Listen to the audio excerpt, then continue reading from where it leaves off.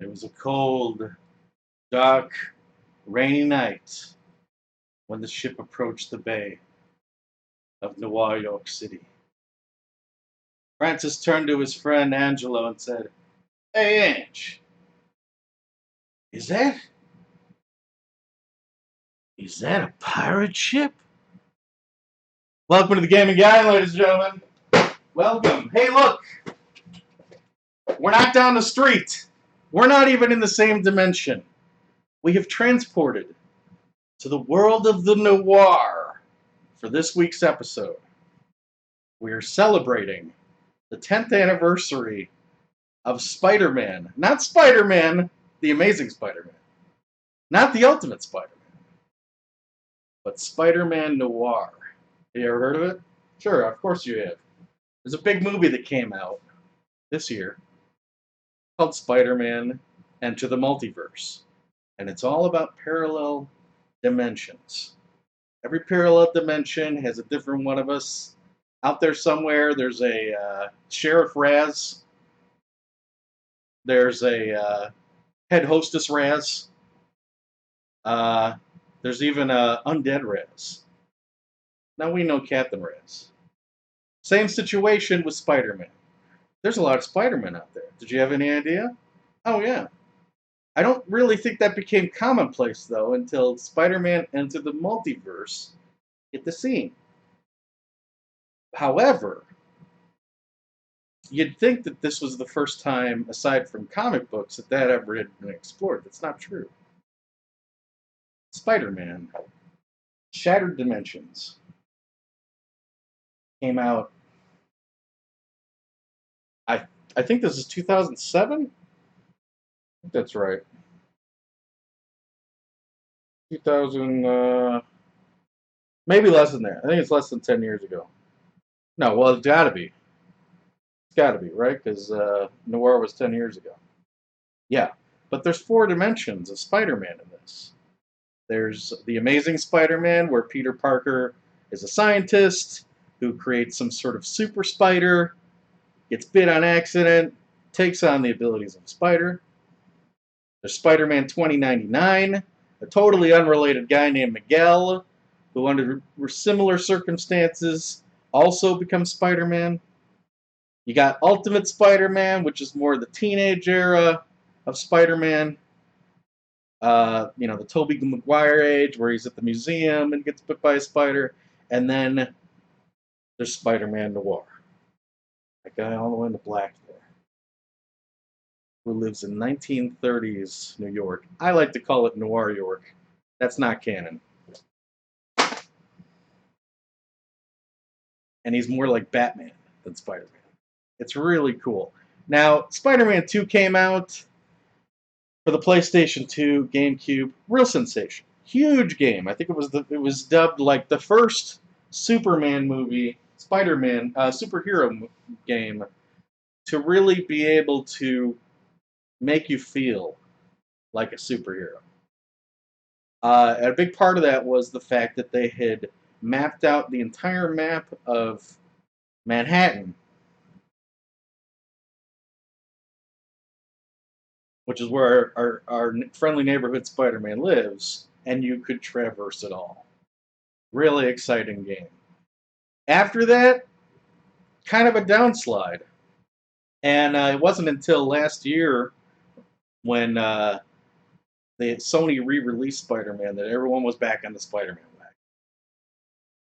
That one didn't turn my head either. But Shattered Dimensions, the idea of different dimensions. What an exciting concept. I think for me it feels like it's like hope. A little bit of hope, because it makes you feel like every bad decision you make in your life, somewhere there's a chance you made the right call. It's good feeling that way. Well, I can't control what you're seeing on the camera. Things have happened as we went through the dimensional rift to get here.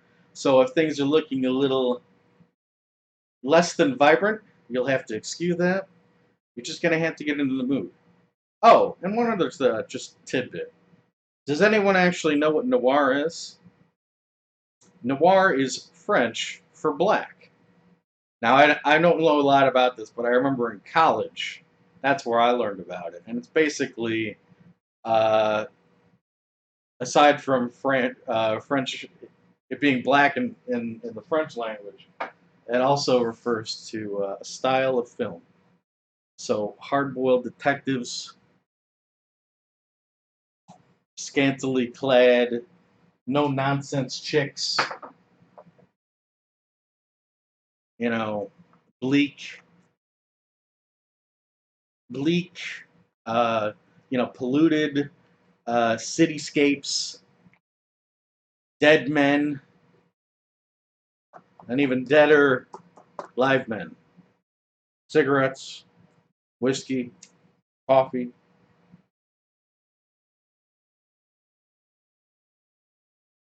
all part of this particular style of medium.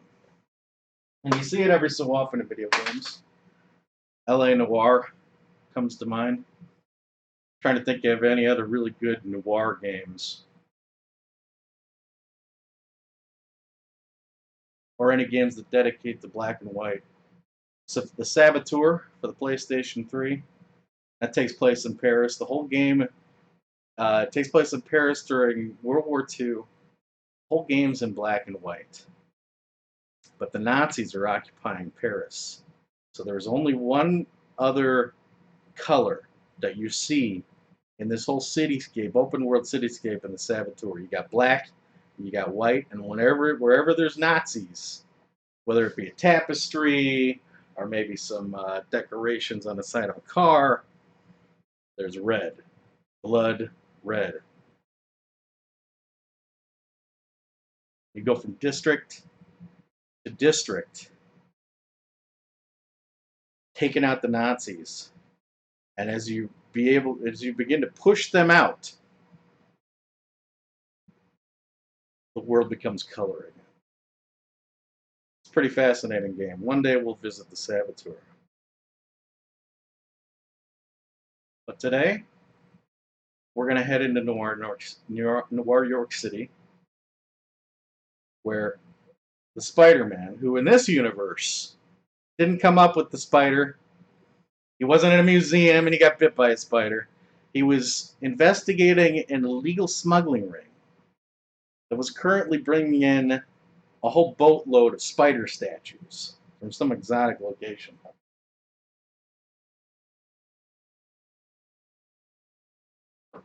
And what's in there, of course? Some sort of highly illegally imported, highly venomous spider. He gets bit.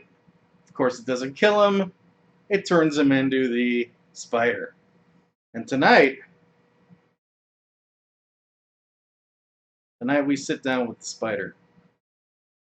He's hot on the trail of one of his most hated supervillains in Spider-Man history, the Vulture.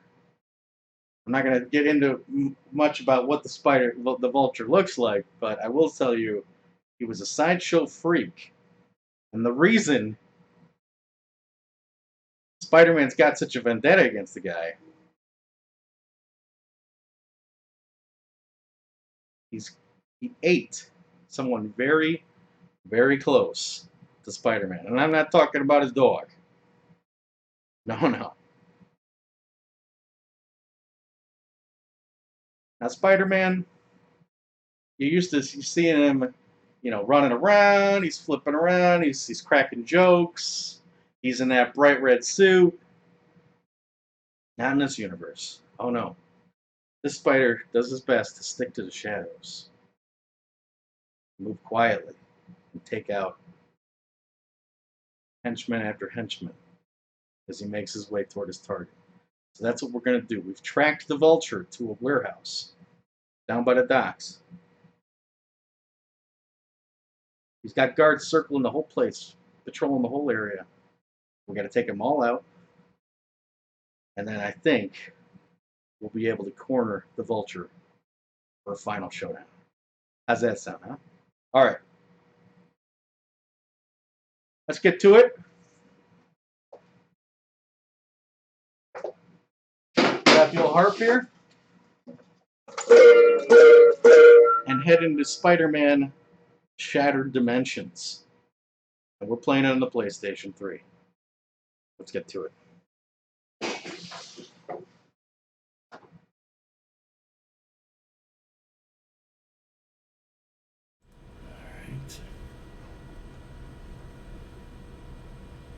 Give you a little audio here. Oh yeah. See him in the shadows? That's our boy. That's Spidey. Listen to that music. There he is. So he broke through that window. Chased the vulture in here. Vulture got away. Come now, Spider-Man. Time You is got of it, the sweetheart. essence.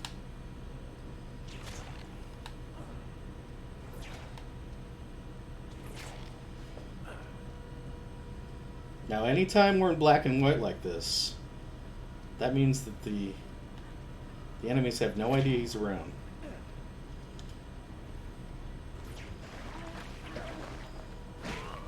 Whoa, how'd they find me?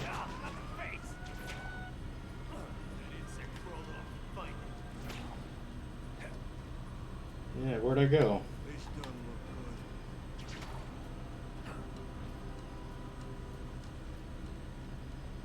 Careful. Let them separate and take them down.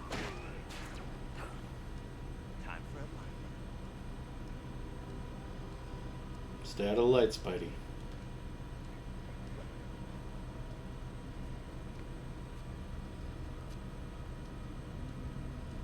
Stay out of the light.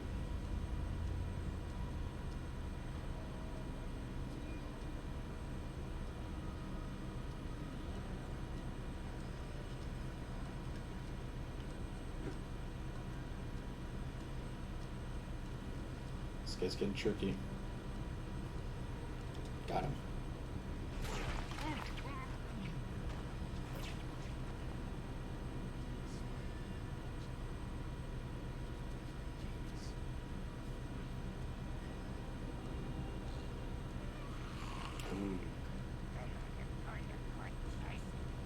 When you're locked up somewhere dark and cold with bars on the windows. That was a vulture.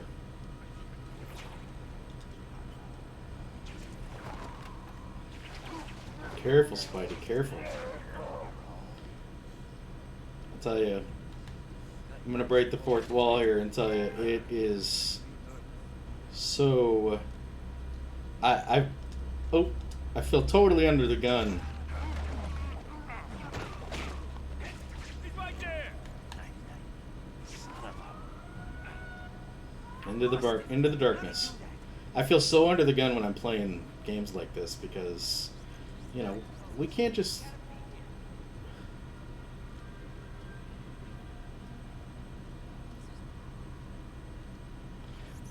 We don't have all day to do this. You know, we've only got an hour. And of course we got the booty to deal with. Oh boy. Hey, there's that bug guy. They caught me. Whew. Took a hit there.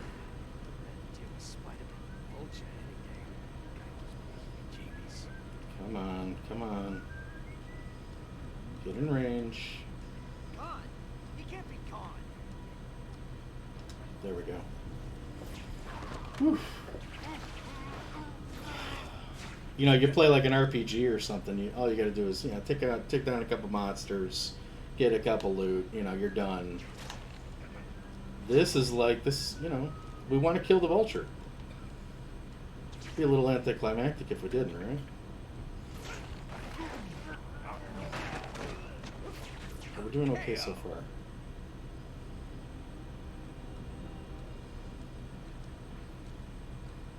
See anybody else?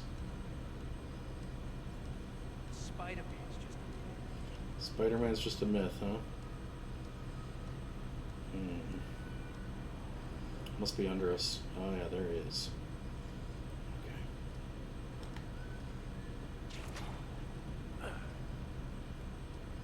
Okay. Big fat light right here.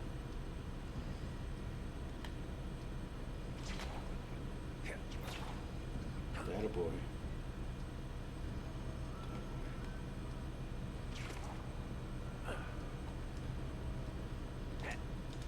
Oh, come on. Right over there. I can't believe he got away. Find you, bug. Are you?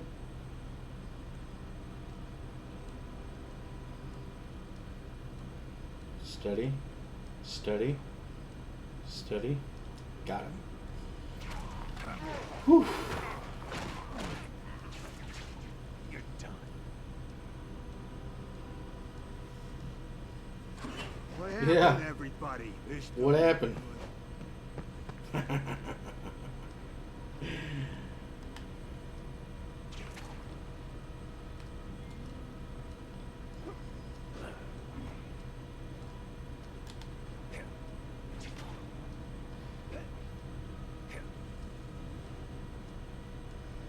Alright. We cleared out the warehouse, and I'm pretty sure once we take this hallway, we'll be on one-on-one with the vulture. So let's keep it here. Let's come on back.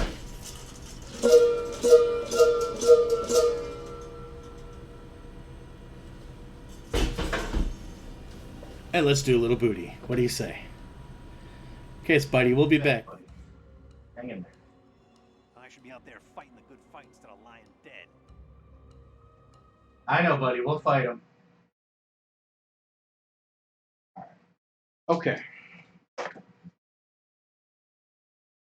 Now, where were we? Okay, guys, we got some booty here. Don't worry.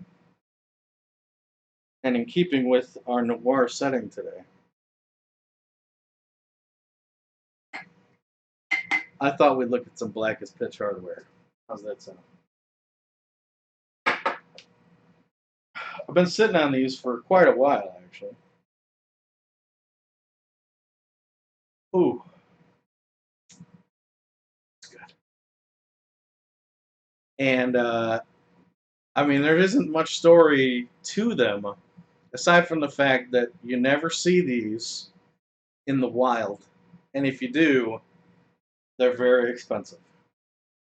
Way more expensive than, for whatever reason, we got these today. This was not, luck, necessarily. I guess it was right place at the right time, but it wasn't a steal. We did have to put some money down on this. But if you're a guy like me, these were two pieces you just couldn't live without. Now we've talked about the store in Lafayette. It's a retro store. It's changed hands. We thought it was going to go out of business, but it actually got bought by another guy in Illinois. And I guess business wasn't too great there in Illinois, so when this place lost its lease, he decided to snatch it up. Moved over to Indiana. It's a red state. Taxes are better, I guess. I'm no economist. I wouldn't really know, but I think that's the case. So he moved all his inventory over to this new place. And, while it's harder to find a deal, it's quite obvious they're trying to get rid of some stuff. And this was a case in point. I walked in there, and they had, under glass, every piece of obscure hardware you can think of. They had an Atari 7800 there for $50 with the controllers in great shape. That's an amazing deal. They had the Magnavox 2 in there. Pretty cool, but not exactly something I'm looking for. And then they had this guy. Now, we've shown some games for this before, but we've never had one of these on the show. So when I saw this guy for $60, $60, now that's a lot of money, we couldn't leave her behind. black and white as Noir as they come. This is a ColecoVision. How about that, huh? I don't know that it has a name other than a ColecoVision. ColecoVision video game system. See that? Look at that baby. Sleek design.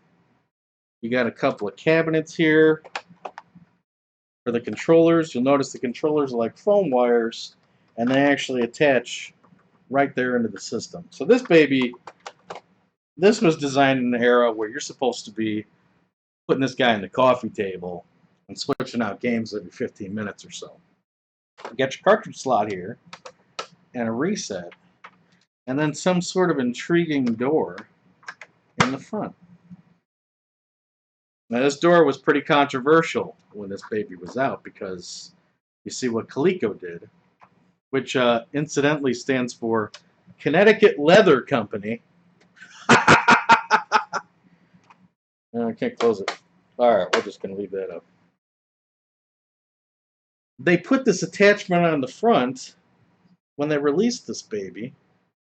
I don't know if they knew what they were doing right out of the box, but they eventually make an adapter that punches into the front of this guy, and it gives you the ability to play Atari 2600 games. Can you imagine if somebody tried to pull that in this day and age? Can you imagine if Sony tried to make a firmware update where now you could pop in Xbox One games? Lawsuits aplenty, and this was no exception. Atari did take these guys to court. I don't know the details, but I believe they got away with it. How about that? What's so special about this machine? Well, you're playing an Atari game.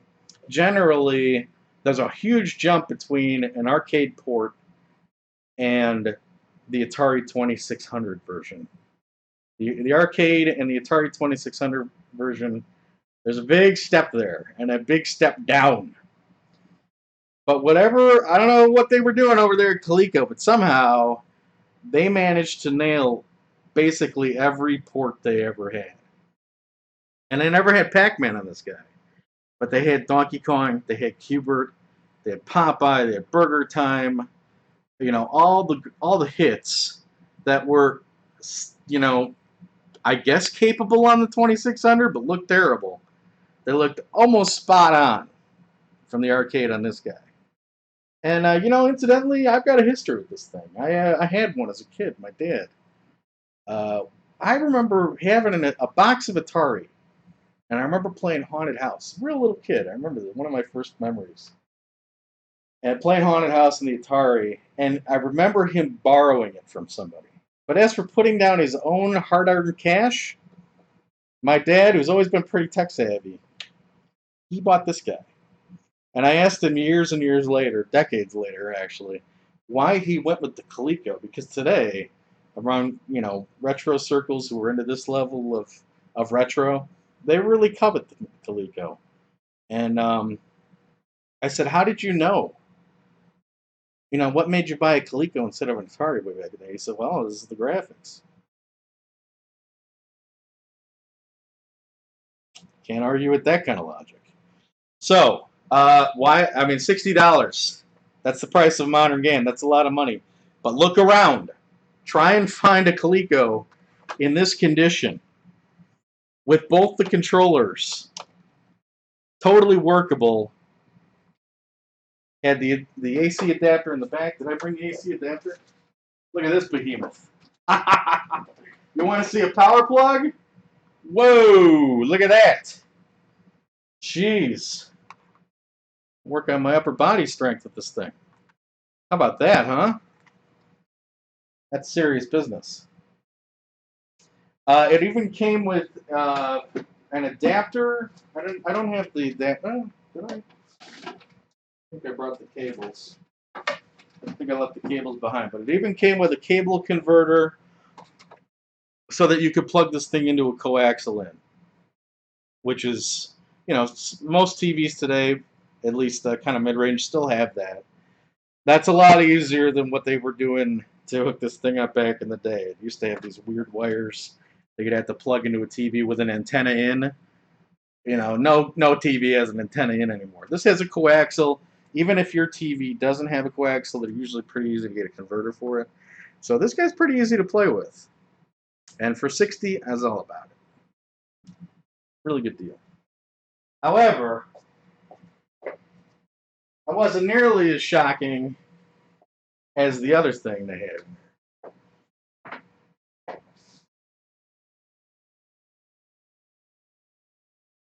Check this out.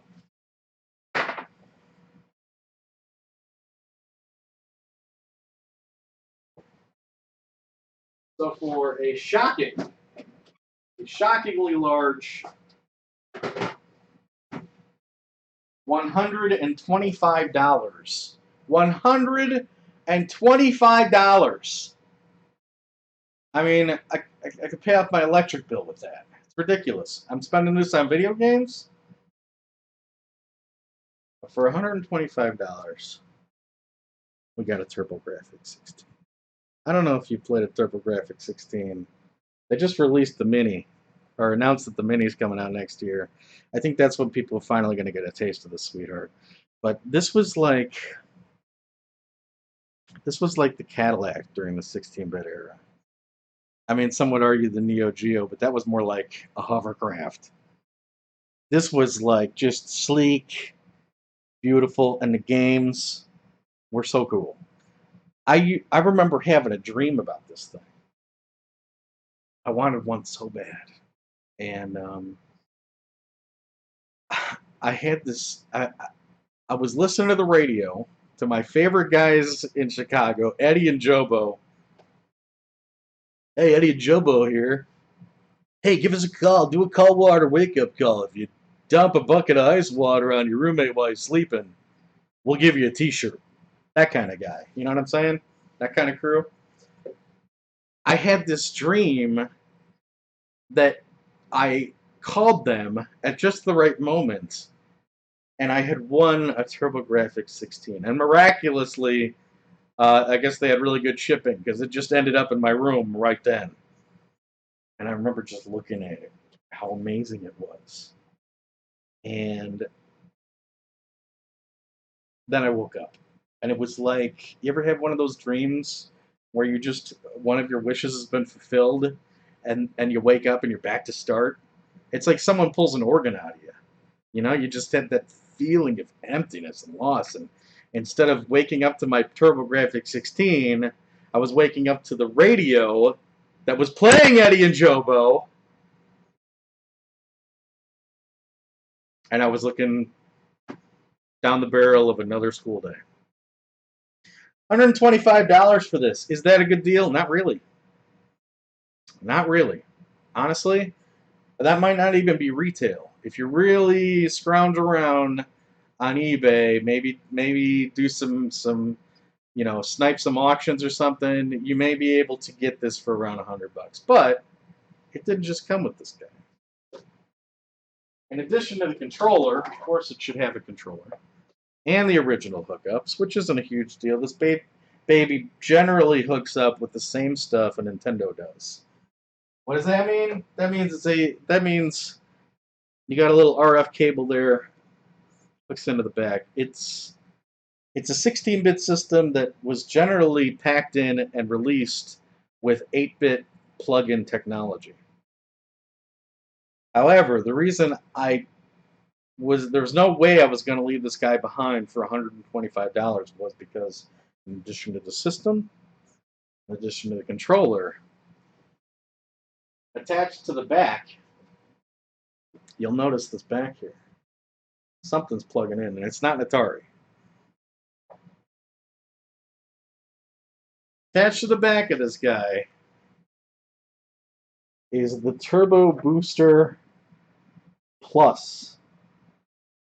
The Turbo Booster Plus. What does this do for us? Well, most notably, you actually need one of these to be able to plug it in to an AVL. A huge boost in seeing the, in the graphic Resolution? Sure. Attach this guy to the back.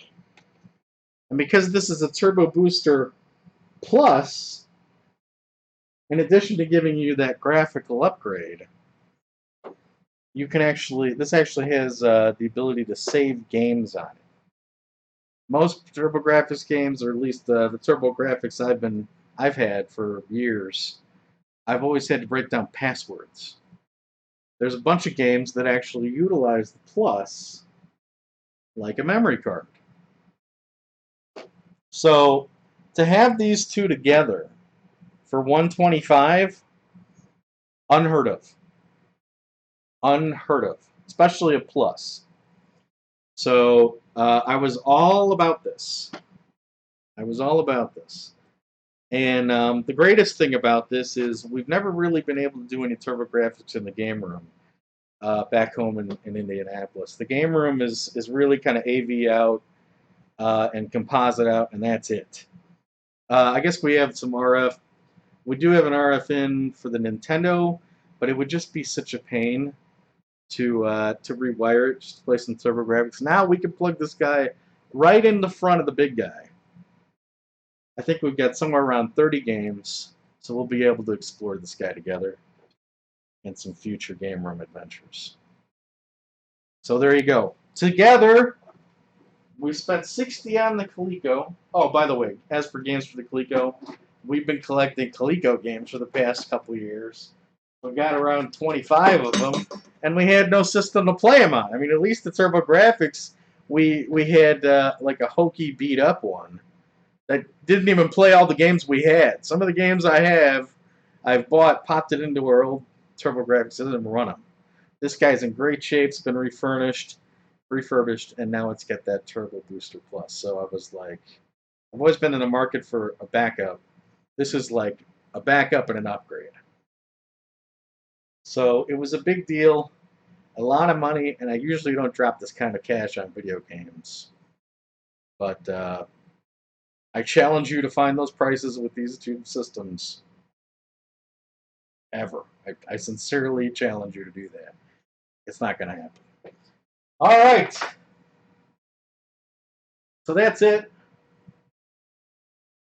For the booty segment, a couple of huge hitters and a $200 price tag. We'll see those guys again sometime in the future. Heck, we may even do some voyages with them now that I think about it. I think that's possible. We'll work on that. Okay, let's get back to the Spider-Man universe. We've got the Vulture to deal with. Spider-Man has been patiently awaiting our return. The clock is ticking. We got about 15 minutes to take this guy down. Hopefully, we can make it happen. It's the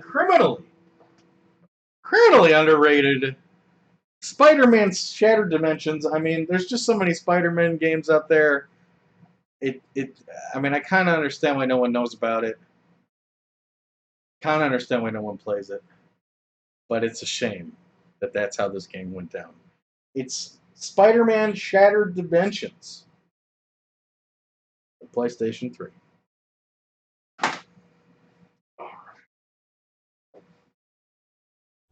Oh yeah, Spidey, we're back, buddy. Sorry about the wait. Oh shh. Sorry. Shouldn't be talking. Okay. Let's get one more nice look at our boy there. Yeah, pretty cool, huh? Love those goggles. A bit more alacrity, if you please. Right. The chick, by the way, is a woman named Light. I don't see anyone around. What is her name? Lady Webb or something? Anyway, she knows all about parallel dimensions. Look at the rats. Look at the rats running around and stuff. This is awesome. And notice we go into color here because we're in the light. But again, it's a noir, so not too much color. Just a hint of gold.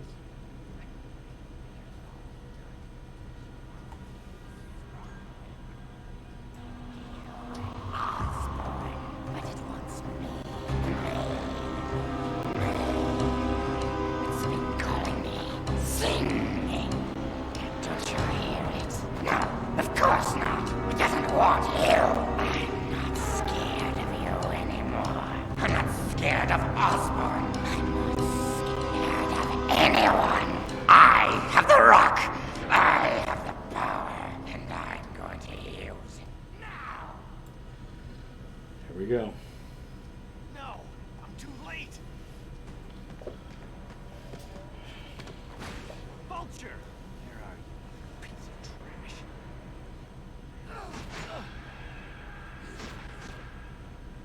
Whoa! Whoa!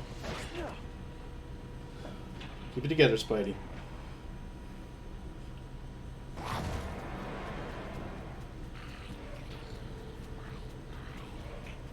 Level with you, Tools. We always Ooh. wrong in the head. Get off me! I couldn't make it worse if I tried. You're not gonna fly this.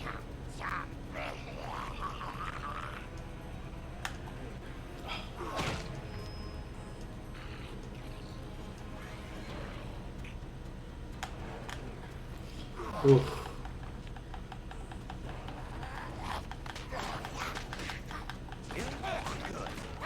Mercy.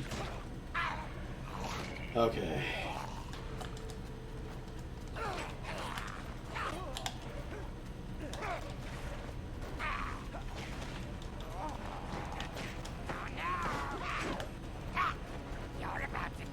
Oh, Molotov to the face.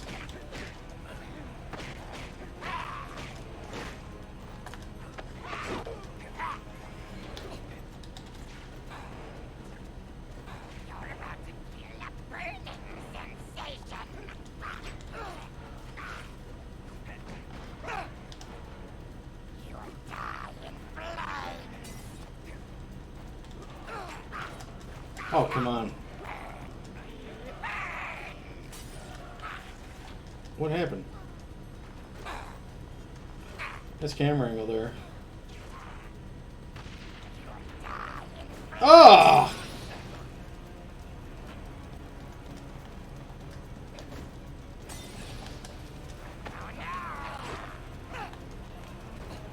He seems intent on staying in shadow. Shadow, huh? Yeah, fry him. We got this. Sleep it off. Come here, you.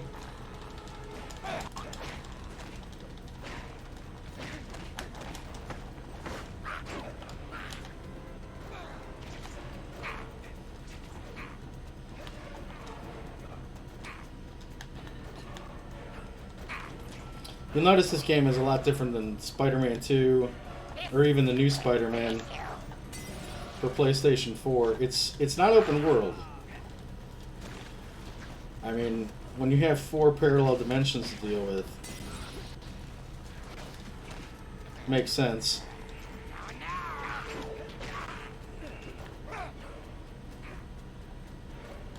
But as for like cinematics, the drama, it's all here. And it's really exciting because across the 4 dimensions, there's 3 acts. And a classic Spider-Man villain in each one to defeat. Woo!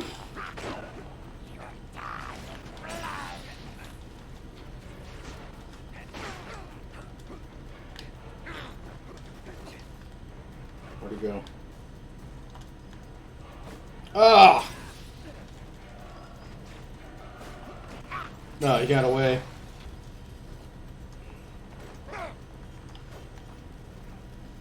Come here, you.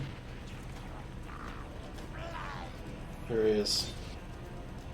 Try to shed some light on the situation.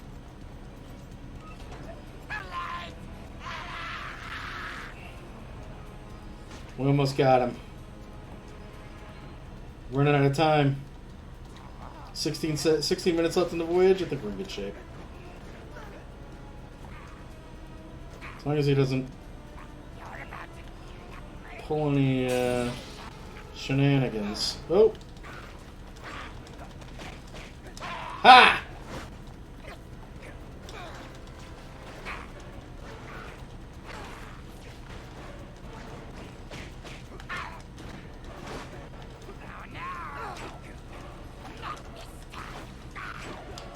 Come here, you.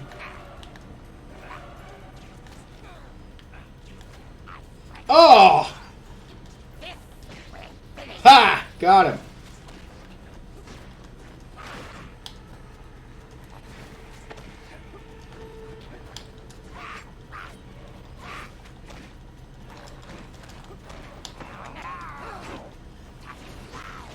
Oh.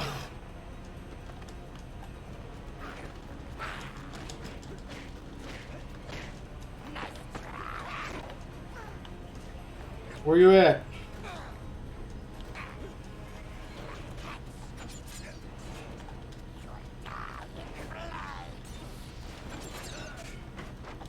Oh, man. Oh, I think I fried him.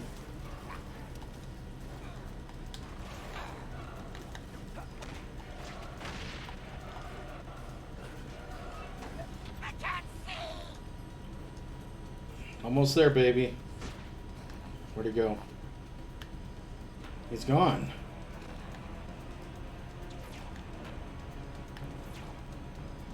Come out!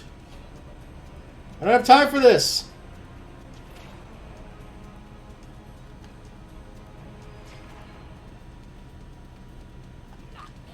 There he is. What?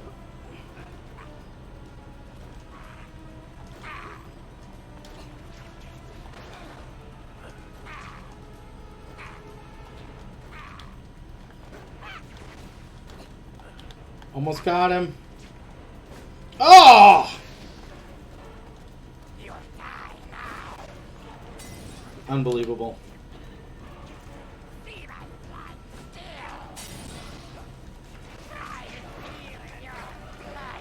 Fire!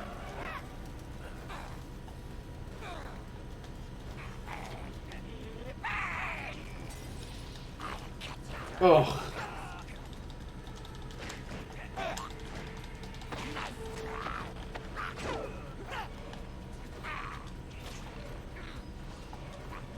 Almost, baby. Ow!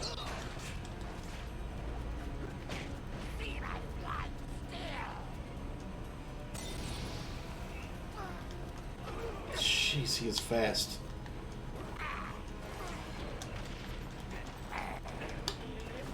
He seems intent on staying in shape.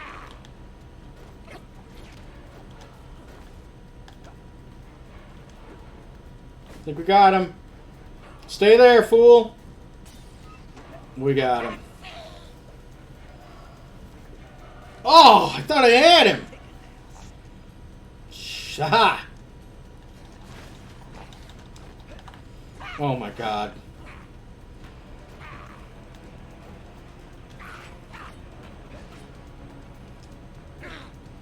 Time we kill this guy, the film Noir will be over.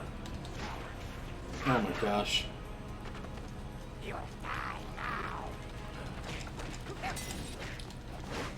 I think we got him. Oh my god. Whoa!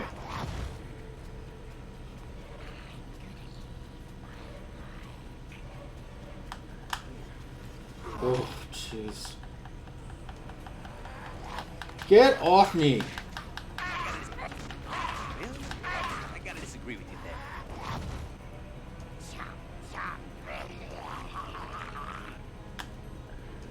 Ah!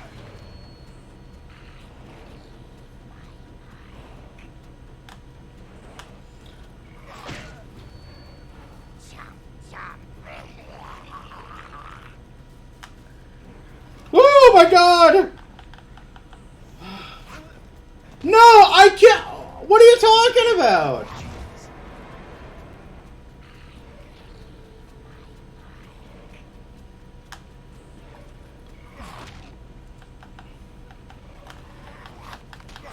I gotta disagree with you there. I thought you were dead, Jules, but at least I get to.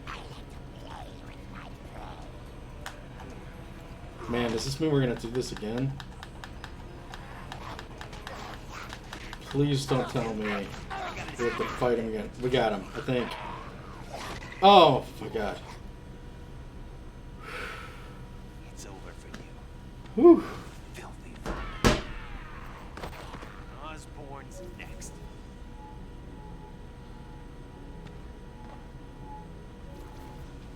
All right, that's it, guys. We did it. Whew.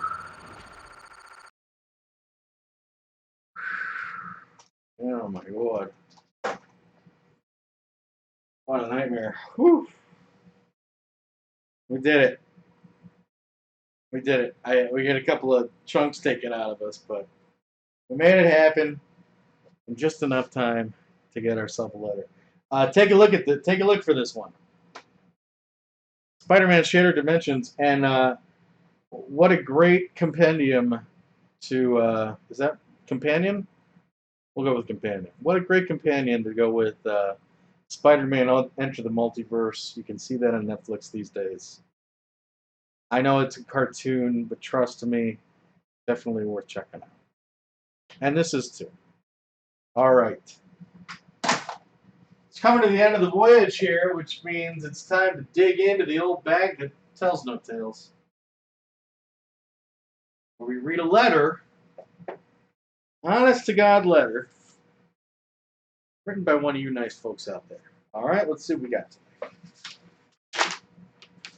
Oh, here's a long one. Ahoy, Captain Rez! Well met. Well met.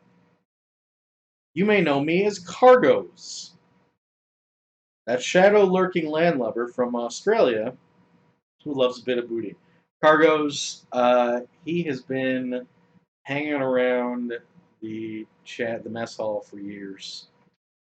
If you ever come in and watch the old shows that run 24 hours a day on the channel, kind of, ish, you may see Cargoes. He comes and goes. He'll be gone for months, but then he'll come back and he'll be sitting in there for weeks, to the wee hours of the night and beyond. It's really crazy. He's a nice guy, and yes, he is all the way out in Australia. Love to Down Under. He continues. He says, "Today I write to with a question for the bag that tells no tales." Our little mailbag here. I find myself enjoying the booty segments due to the deals you get and how you bargain with the store workers. Maybe this isn't the show for you. We didn't exactly come away with a steal this week. However, here in the land down under, you may have heard that video games are extremely expensive. Makes sense? I mean, you know, I don't think that there's any, you know, the big companies were from far, far away from Australia, and they weren't exactly a big marketing, you know, goal during the height of like the 8-bit, 16-bit eras. So there's a lot less around down there. Not to mention, store workers down here will not budge on price, especially regarding to, especially older gaming systems like the Nintendo, the Sega, or even PlayStation 1. This forces me, Cargoes, to use other ways of finding booty like garage sales and online shopping. So, I was wondering if you have any tips for these types of game and console hunting. Any other types of places I could get a deal? Keep up the great voyages, and I'll be lurking in the shadows. Okay, number one, when you're picking jobs, get one that's first shift. I feel like I'm at a pretty big advantage against most people because I work very early in the morning. I'm in work like around 4 in the morning every day. So that means that my lunchtime rolls around 9 a.m. And what else happens at 9 a.m.? Every pawn shop and thrift store in the vicinity also opens. And it also has to do with geography. I happen to work right in the middle of Indianapolis, directly in the middle. And what is Indianapolis also called? They call Chicago the Windy City. They call New York the Big Apple. You may not know this because Indianapolis isn't exactly the top 10. But here, Indianapolis is called the Circle City. The whole city is basically designed around one giant monument in the middle of the city. And I work very close to that monument. So as a result, I basically can go in any direction during my lunch and have a different route to hit. That's a big thing. Consistency. Some people say consistency is a big thing. Going to a thrift store every day. I don't know if that's really the case. It all depends on your geography. That's a big part of it. All depends on when you're getting out of there. Out there, I'm getting out there early. And another big part of it is I do happen to have a couple holes in the wall when it comes to online, a couple aces up my sleeve. Big one, pricecharting.com. Check them out. It's all free shipping. And unlike eBay, it's not just jackasses who are just buying up stuff because they know Nintendo is popular and putting it online. And it's not guys like Craigslist where these people were asking phenomenal prices for things they paid phenomenal prices for 10 years ago, think they can get it again. No, price charting, the people who are selling there for the most part are big time collectors. And what do big time collectors have? A lot of video games. And what are collectors doing almost as much as collecting video games? They're trying to get rid of doubles. So it's not uncommon to find decent deals on price charting. Over the past year or so, last year was pretty cool. I happened to get a number of boxed Nintendo games off of price charting. I think I got Spy Hunter for like $7. A pristine copy of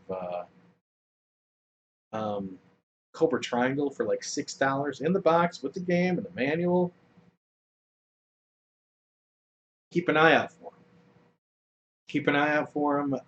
Look at what the new listings are. You know, filter it to the console you're looking for. Also, don't be too particular about consoles either.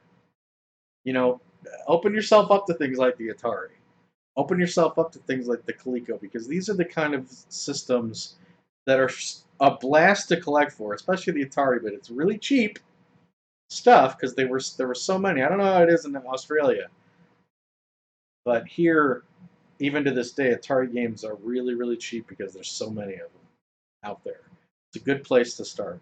Regarding eBay, I'm a big fan of looking at shipping, lowest price plus shipping as my filter.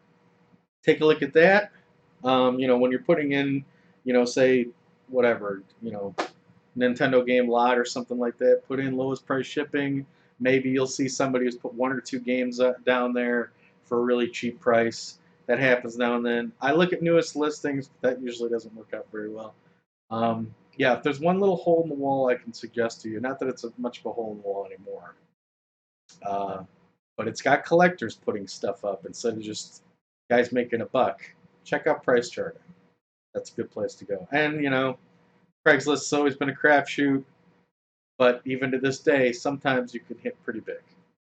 You never know. So just consistency on a few sites and getting out there at the right times. Garage sales, good luck. Good luck with the garage sales. I don't do garage sales. It's not that I wouldn't be willing to do it. How are we doing on time? We're going to wrap this up. It's that it's very competitive, extremely competitive, and who wants to get up and, you know, be running around on their day off on a Saturday morning? It's not, to me, it's just not worth it. I'll just play the games I have. So hopefully that helps, Cargos. Thanks a lot for the support. Thanks for always being there and watching the show. And thank you very much for the eloquent letter. If you have a question or comment, anything under the sun that you want to talk about, please feel free to whisper me a letter to the Gaming Galleon channel. We'll pop it in the bag for you. Next thing you know, you're part of Gaming Galleon history. How about that? All right, we're going to leave you there. It's time to get back to the world of color, back to the modern day world. We're leaving the world of the Noir behind. We're leaving Spider-Man and Vulture and all the hooligans behind. We're getting back to reality. Thanks for joining me. I had a great time. I hope you did too. We'll see you next time. And until then, I brought just something a little special, seeing as we're celebrating the Noir today. What's a Noir show without a good stiff drink? What did I do? The fair Spanish maidens. What did I do? Ye ladies of Spain. Or we received orders or to take out the vulture, and lo, never more shall we see ye again. Keep your powder dry, mateys.